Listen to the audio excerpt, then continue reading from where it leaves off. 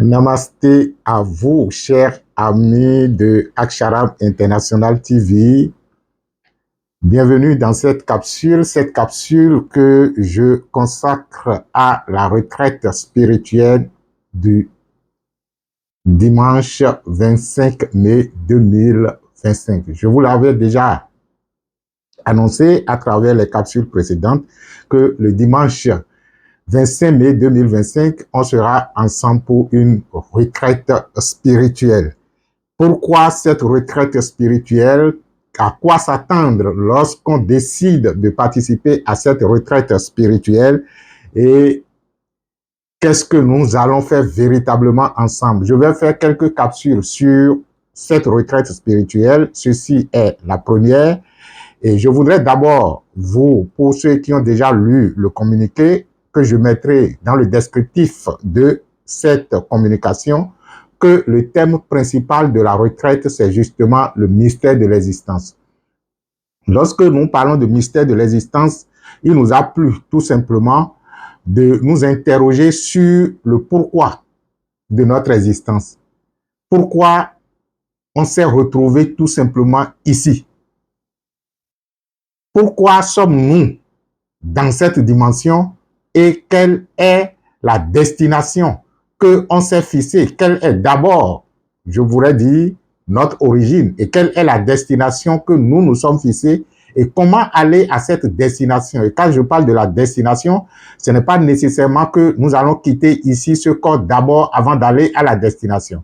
Parce que il est reconnu dans toutes les traditions que l'être spirituel immortel que nous sommes est un voyageur spirituel. Et lorsque on s'intéresse à notre tradition, je me rappelle quand nous, on était petits, ma grand-mère disait dans le temps que nous sommes de passage sur cette terre et que la grande maison, on va y retourner d'un moment à un autre.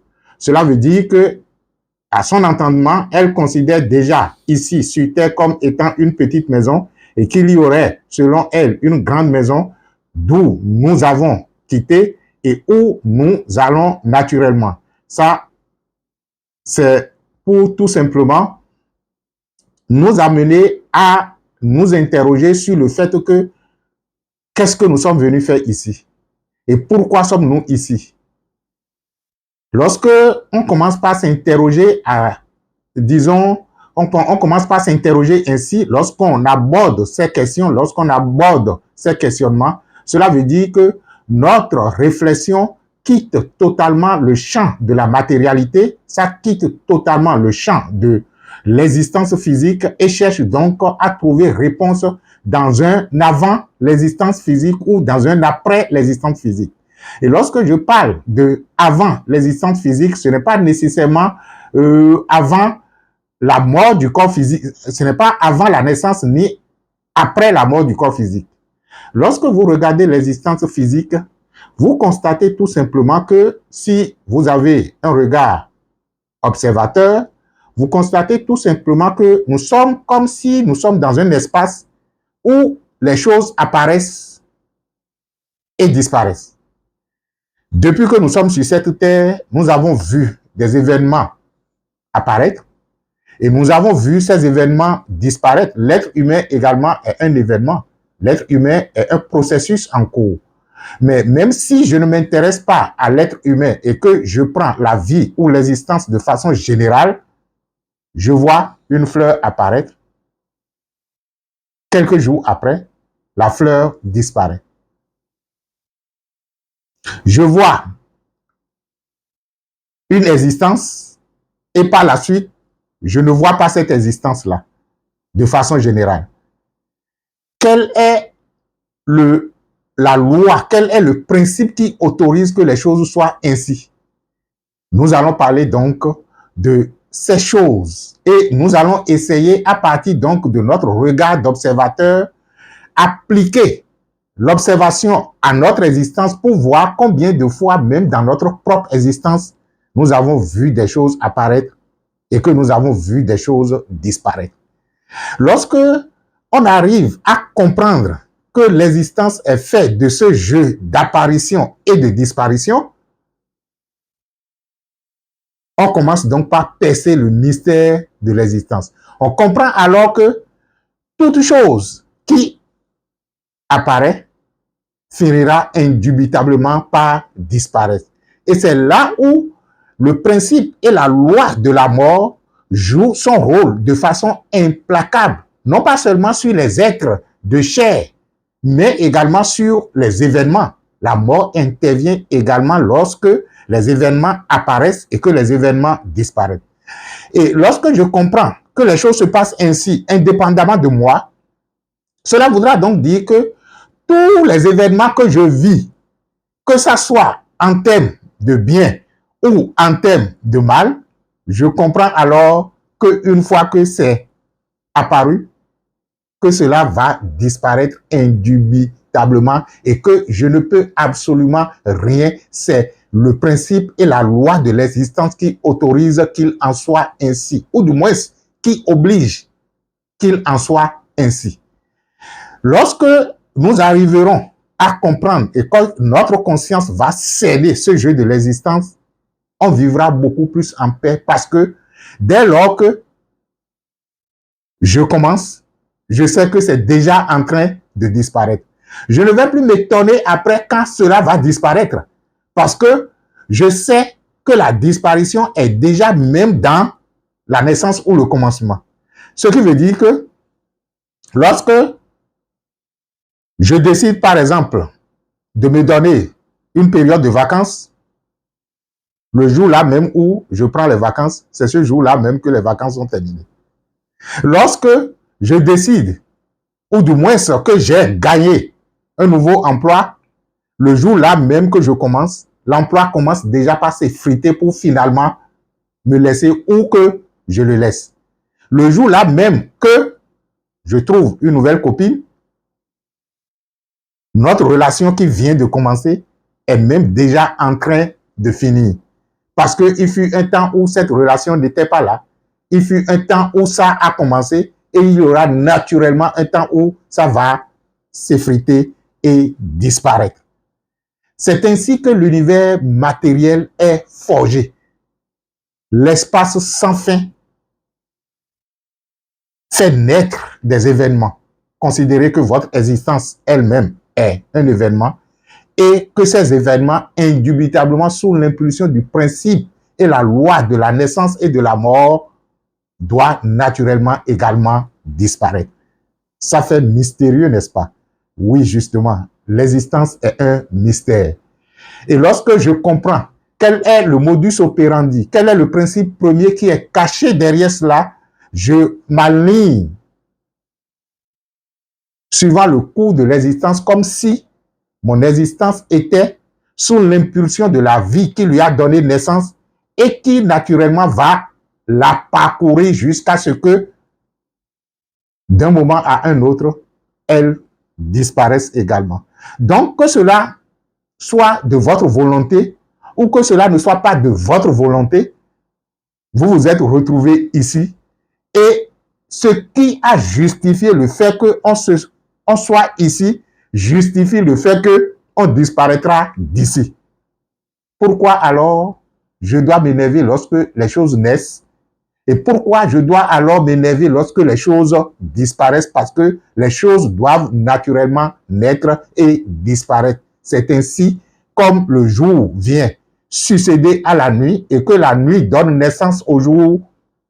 C'est ainsi que les choses fonctionnent dans l'existence matérielle.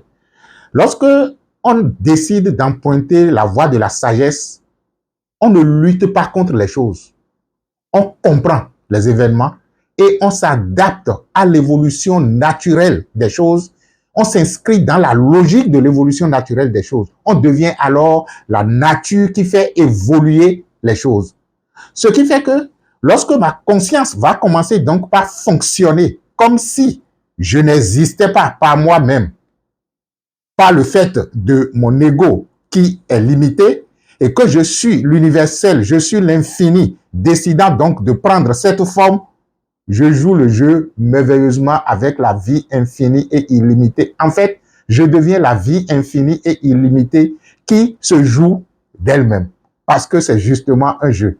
Lorsque vous serez à cette retraite, vous allez comprendre naturellement que la vie est un jeu. Et il est plaisant de jouer ce jeu de la vie. Parce que la vie se plaît déjà à jouer ce jeu. Et si vous ne vous plaisez pas à jouer ce jeu en unité avec la vie, il y a d'autres réponses à votre cas que la souffrance. Parce que voilà que nous sommes dans un système universel qui, par ses principes et ses lois, disent « je fonctionne ainsi ». Vous, en tant qu'individu, il vous a été totalement impossible de pouvoir créer par vous-même un autre univers que l'univers universel dans lequel vous êtes. Et l'être humain se voit suffisamment intelligent pour créer une réalité outre que celle qui est déjà la réalité universelle. C'est justement l'origine de la souffrance humaine. C'est vrai qu'on parlera de la liberté d'être et on parlera de ce qu'on appelle le libre arbitre de chaque personne. Mais ce que nous appelons le libre arbitre ne vous permet pas de faire un choix en dehors du choix que l'univers lui-même a déjà fait de lui-même, au sein duquel on se retrouve. Je ne sais pas si le français est suffisamment clair. Je parlerai peut-être ma langue vernaculaire que les choses seraient mieux. Mais bizarrement, ça va rétrécir le champ le nombre de personnes pouvant comprendre, et c'est ça qui nous amène à adopter donc cette langue. Sinon, je dirais tout simplement que Asini Beto, Bodo Beobe, Bodo me dit que Mina wan de vos ennemis Beo Kodo, et Nanyowa. Ça, c'est la langue fonce. Je disais tout simplement que tu ne peux pas être un être humain dans la vie universelle et décide d'être ou de faire quelque chose en dehors de ce qui est potentiellement déjà fait par la vie. Donc, le sage, ce n'est pas celui qui, de façon illusoire, et je disais tout à l'heure que la liberté nous est donnée de créer un univers illusoire, même si la réalité c'est que on ne peut être autre chose que la vérité elle-même et fonctionner en vertu des principes et lois de la vérité. Notre liberté nous permet de créer un monde illusoire que nous superposons généralement au monde réel. De telle sorte que nous vivons dans notre monde d'illusion, pensant que nous sommes en train de vivre alors que nous sommes totalement déconnectés de la vie dans laquelle nous devrions exister. Et c'est ce qui fait justement l'origine de la souffrance humaine. Toutes les souffrances humaines qui ont été créées par soi ou par d'autres personnes ou infligées à d'autres personnes viennent du fait que les êtres humains se sont déconnectés de la vie. Et une fois qu'on se déconnecte de la vie, on ne fabrique qu'une vie illusoire, une existence illusoire. Parce que notre existence ne trouve plus ses racines dans la vie que nous sommes et flotte, je pourrais dire de façon caricaturale, comme si nous étions des poissons au sein de l'océan et que notre existence au sein de l'océan est réglée par les principes et lois que constitue l'océan. Mais nous décidons à des moments donnés de dire, puisque nous avons un peu de souffle, on peut décider donc d'aller vivre à la surface, c'est-à-dire qu'en dehors de l'océan, pour pouvoir donc se donner une certaine existence limitée. Et ce qui se passe généralement, puisque nous sommes censés être équilibrés et en harmonie au sein de l'océan, une fois que le poisson sort de l'océan, il constate que ce n'est pas son milieu habituel, ce n'est pas son espace habituel de vie. Et qu'est-ce qui se passe? Il ne se retrouve plus en accord avec lui-même. S'il y reste pendant longtemps, il finira donc par mourir.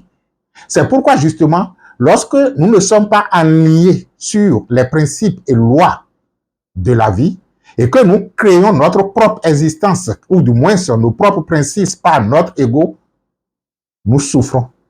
Nous avons la nostalgie de la grande maison, comme le disait ma grand-mère. Et la souffrance, d'une certaine façon ou d'une autre, les déséquilibres que nous avons en nous, les disharmonies que nous créons, la pauvreté que nous vivons, n'a qu'un seul objectif, ou ne nous dit qu'une seule chose. Tu n'es pas à ta bonne place. Tu n'es pas dans ton espace de vie. Retourne à ton espace de vie. Je fais ce discours pour nous permettre de comprendre que lorsque nous parlons du mystère de l'existence, nous allons essayer donc, nous allons décoder l'existence. Nous allons décoder l'existence et il y aura assez de communication, il y aura assez d'exercices. Je reviendrai certainement dans d'autres capsules sur quelques-unes des thématiques ou quelques-unes des pratiques spirituelles que nous allons faire au cours de la journée. De toutes les façons, nous allons travailler de 7h jusqu'à 17h GMT et plus. Sinon, on risque d'aller à 18h GMT. Donc, ce sera fait d'abord dans une première partie de la célébration de la vie qui sera retransmise sur la chaîne Aksharab International TV. Cette chaîne, donc, préparez-vous, soyez câblés. Le dimanche 25 mai 2025, nous aurons du direct pour la messe ou la célébration de la vie sur la chaîne. Ça va se passer de 7h GMT à 8h30 GMT. Donc, la messe de la vie que nous célébrons habituellement sera retransmise sur la chaîne Aksharab International TV et ce sera du direct. Donc, pour ceux qui sont dans les différentes formations, vous pouvez trouver déjà l'opuscule de la célébration de la vie, la Heka, qui est une façon de vivifier la vie en soi et en toutes choses. Donc, si vous participez à cette célébration et que vous portez votre attention sur la vie en vous ou la vie qui anime toutes choses, cela permet donc de décupler la vie. Cela permet donc d'amplifier la vie en soi. Et la seule chose qui vaut la peine d'être amplifiée, c'est justement la vie.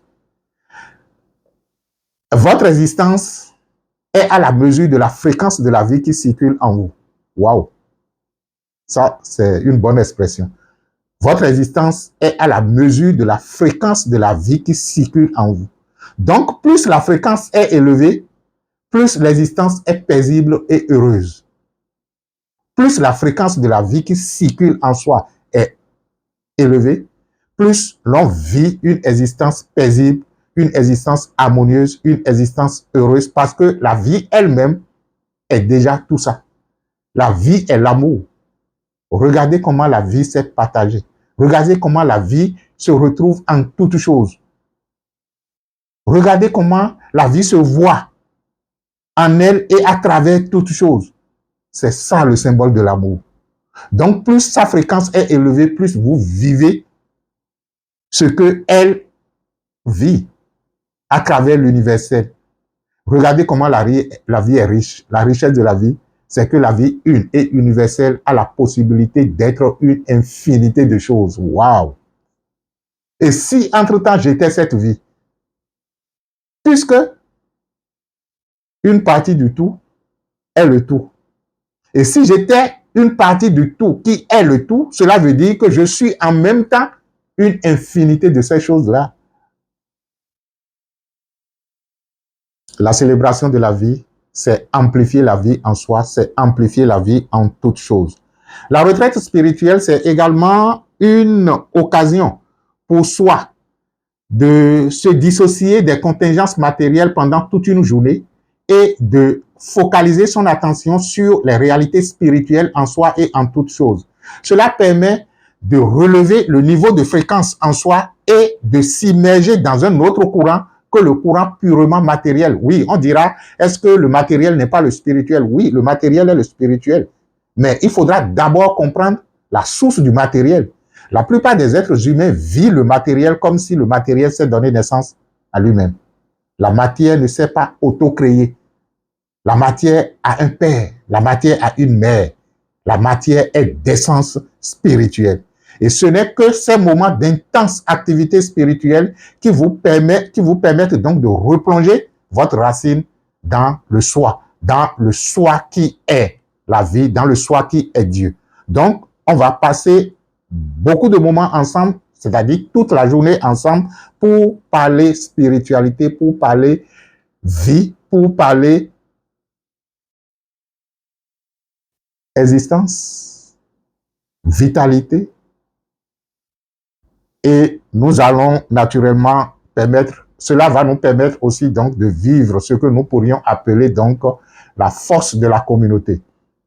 C'est vrai que nous constituons une communauté, on le dit souvent, mais c'est lorsque la communauté se retrouve souvent en interaction que les uns et les autres peuvent bénéficier de la force de la communauté. Nous allons vivre ensemble l'égrégore du Param Aksha. Nous allons vivre ensemble l'égrégore des mannes ancestrales. Oui, nous allons invoquer les mannes ancestrales. Nous allons invoquer les mannes ancestrales et nous allons les fusionner. Oui, c'est vrai que lorsque vous êtes dans votre coin et qu'on vous donne un exercice, j'avais fait une capsule, je pense que c'est déjà passé sur comment invoquer les mannes ancestrales. Lorsque vous êtes dans votre coin et on vous demande donc d'invoquer les mannes ancestrales, rares sont ceux qui pensent que invoquer les mannes ancestrales, c'est invoquer toute l'humanité, aussi bien dans son passé que dans son présent et dans son avenir. Nous allons travailler avec les mannes ancestrales. Donc, imaginez un instant que, au lieu que ce soit vous en train de travailler avec vos mannes ancestrales, nous sommes N personnes en train de travailler avec nos mannes ancestrales. Et les mannes ancestrales des uns et des autres deviennent votre manne ancestrale. Waouh, quelle force, quelle puissance.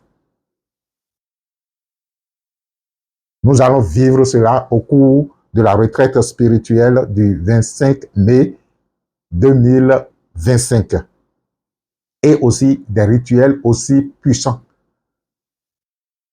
Nous allons travailler sur nos objectifs à confier à la vie et aux mannes ancestrales. Ça, je vais revenir là-dessus pour vous donner un aperçu de comment cela va se dérouler sans véritablement aller dans les détails parce qu'il faut être dans le creuset de la retraite pour pouvoir véritablement en bénéficier parce que ce sera tout un protocole que nous allons décrire. Et cela, dès le début de la semaine ou vers quelques jours avant, nous allons commencer déjà dans le groupe qui est formé à cet effet, le groupe sur Telegram. Certaines personnes sont déjà dedans, vous dire quels sont les ingrédients que vous devriez préparer pour venir donc à cette retraite spirituelle parce que il fallait travailler sur un certain nombre d'éléments pour pouvoir donc réussir ces rituels. Déjà, commencez par voir quels sont les objectifs qui vous tiennent à cœur et éliminer encore et encore parce que nous voulons être efficaces. Et puisque nous voulons être efficaces, nous ne voulons pas que les gens viennent avec un tas d'objectifs pour finalement dire qu'aucun de ces objectifs n'a été véritablement atteint. Vous allez commencer déjà par travailler, ce sera des interventions que nous allons faire dans le groupe sur vous-même pour pouvoir donc dégager un certain nombre d'objectifs, en éliminer jusqu'à ce qu'il reste un et un seul, le plus important pour vous maintenant.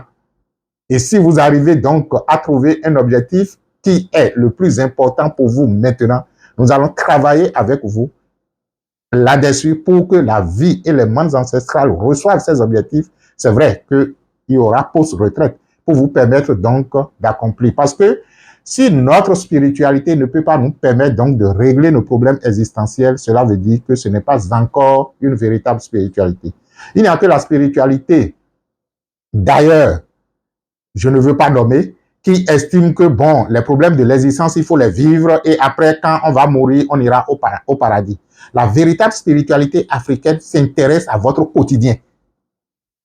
Et c'est ainsi que vous allez voir dans notre tradition que lorsque un problème se pose dans le quotidien des êtres humains, nos parents, le premier réflexe, c'est d'abord d'aller vers une recherche spirituelle pour comprendre quelle est la cause spirituelle de la chose et comment y remédier.